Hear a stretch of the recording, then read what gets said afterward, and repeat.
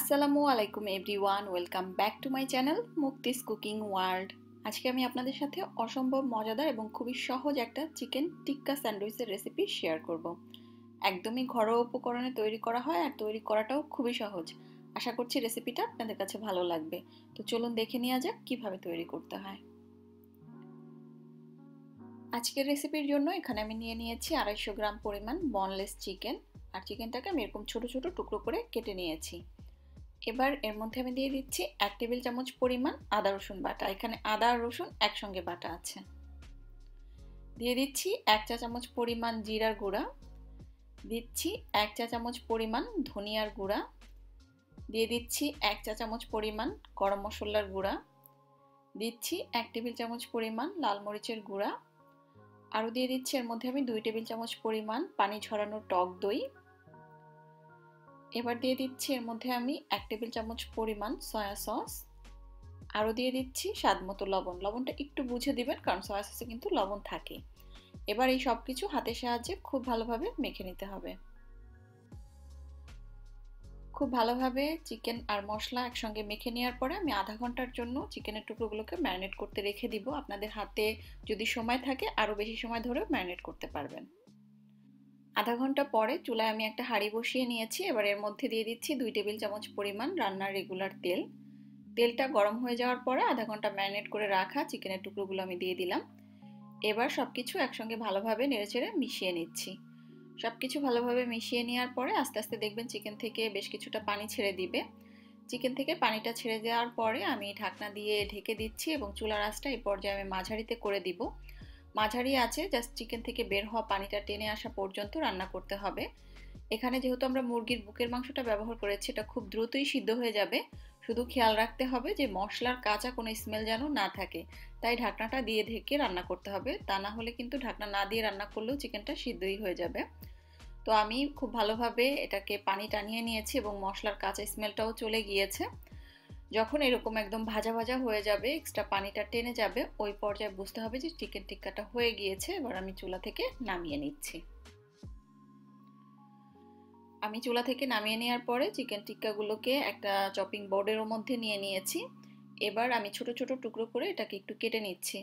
এতে করে আমাদের স্যান্ডউইচের মধ্যে চিকেনটাকে স্প্রেড করে নিতেও সুবিধা হবে এবং খাওয়ার সময়ও সুবিধা হবে।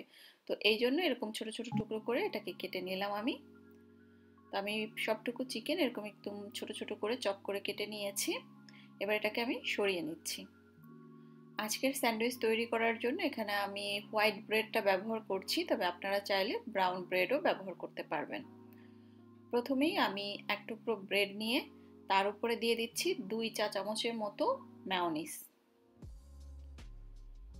এবার মেয়োনিজটাকে ভালোভাবে স্প্রেড করে দিচ্ছি।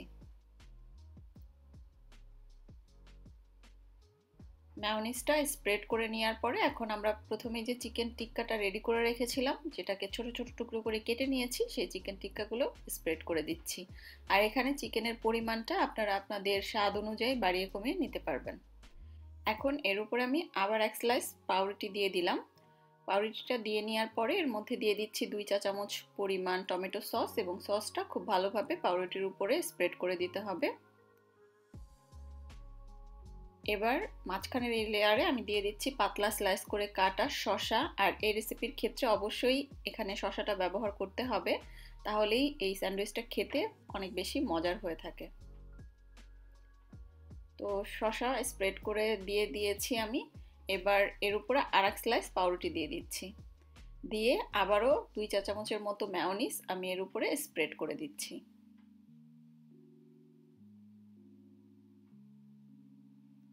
স্প্রেড করে নেওয়ার পরে আমি আবারও এক লেয়ার চিকেন টিক্কা যেগুলো আমরা কেটে রেখেছিলাম সেগুলো দিয়ে ভালোভাবে স্প্রেড করে নিচ্ছি। এবার আরও এক স্লাইস পাউরুটি দিয়ে দিলাম। এখন হাত দিয়ে হালকা একটু চেপে সবগুলো বসিয়ে নেওয়ার পরে এখন এটার সাইডের যে অংশগুলো আছে সেগুলো কেটে নিচ্ছি। আপনারা যদি কেউ পছন্দ করেন এই ব্রাউন অংশগুলো, চাইলে রেখেও দিতে পারেন। তো এই অংশগুলো আমি সরিয়ে নিচ্ছি এবং মাঝখান দিয়ে কেটে স্যান্ডউইচের শেপ দিয়ে দিচ্ছি। আর এই তো এরই মাঝে তৈরি হয়ে গেল আমার চিকেন টিক্কা স্যান্ডউইচ। আপনারা স্যান্ডউইচগুলো তৈরি করার পরে চেষ্টা করবেন একটা প্লাস্টিক র্যাপার দিয়ে র্যাপ করে নেওয়ার জন্য, এতে করে স্যান্ডউইচের ব্রেডটা আর ড্রাই হয় না। স্যান্ডউইচগুলো সংরক্ষণ করে রাখলেও খেতে মজার লাগে। আপনারা নর্মাল ফ্রিজে রেখে 2 দিন পর্যন্ত এই স্যান্ডউইচগুলো সংরক্ষণ করে খেতে পারবেন। তো এই ছিল আমার আজকের ভিডিও। আশা করছি আর রেসিপিটা ভালো লেগেছে। তাহলে আজকের মতো আমি এখানেই বিদায় নিচ্ছি। সবাই খুব বেশি ভালো থাকবেন। আল্লাহ হাফেজ।